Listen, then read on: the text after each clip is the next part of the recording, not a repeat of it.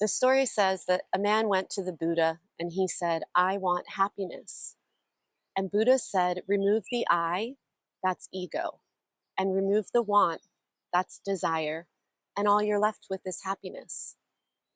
And I use this quote because Buddhism has had a heavy influence in mindfulness practices, and we want to remember that it's a spirituality. So you can be religious and appreciate Buddhist practices or the lessons from Buddhism. But really, what we're talking about in this video is mindfulness. Mindfulness is about removing the ego, detaching from that need to control and create things from your ego self, your egoic self. What we see in a lot of the modern day is anxiety, and that anxiety comes from a desire to control.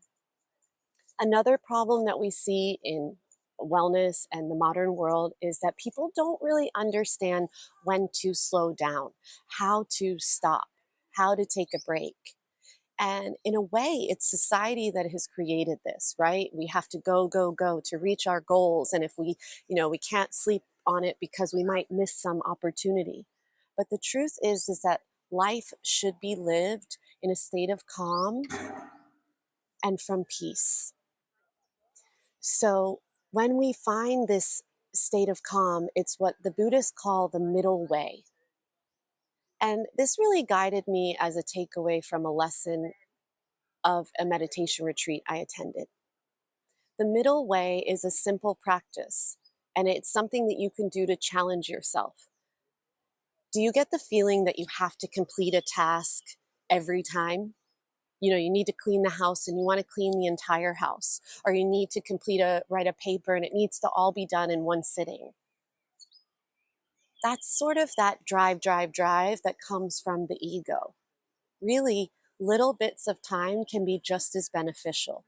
And that's what the Buddhists call the middle way.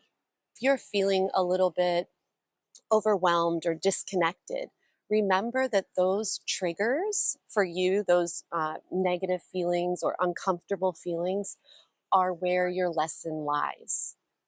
Investigate the feeling that you're having when it's uncomfortable and figure out what can you learn from it.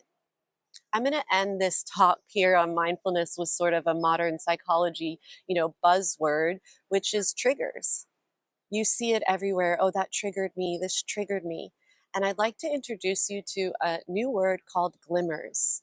Don't forget to pay attention to the things that spark a fire in your soul when you experience them.